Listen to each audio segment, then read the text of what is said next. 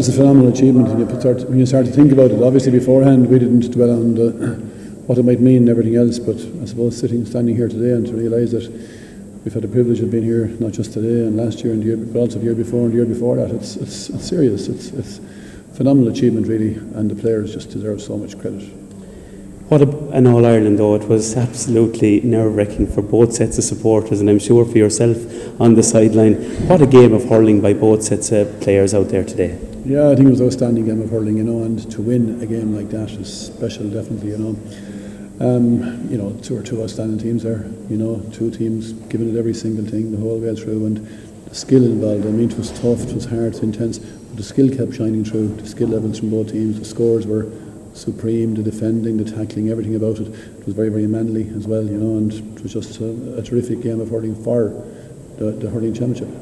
Each day, Kilkenny, we always see someone taking the mantle, and today it was your goalkeeper. He made some magnificent saves today. Yeah, well, PJ Ryan, I mean, goalkeeping is the art of goalkeeping involves many things. Some of them are what may look very spectacular saves, and PJ brought off a couple of those today. But the bread and butter of goalkeeping is equally as important, and possibly even more important, to do the nitty-gritty of the whole thing very, very well all of the time. And we've been blessed over the past decade to have James McGarry doing it and now PJ Ryan doing it.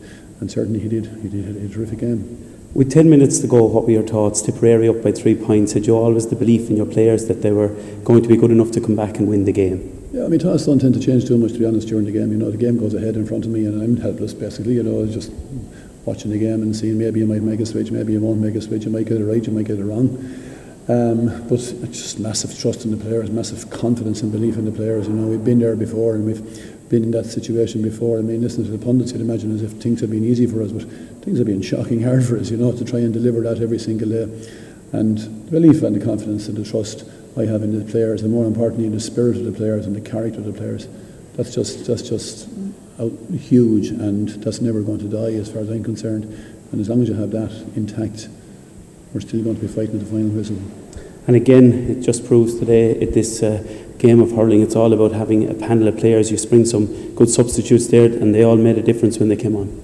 Well, I mean, I've always said we have a very strong panel. I have absolute belief in the players, like I said, and I often say to the players, if 5 of our players were unavailable at any stage, I wouldn't panic, I wouldn't lose sleep over it. 5 more steps in, you still have the bulk of your team, and you carry on, you go ahead with it, and that's the way what we train for, and that's what we prepare for, and that's what everybody's involved for. And it's heartening that the players who did come in today contributed hugely. The sending off in the game, Ryan, had an impact in overall. Do you think Tipperary at the time were well on top, and do you think the sending off for Tipperary had an impact in the game, and Kilkenny maybe getting more possession around the field?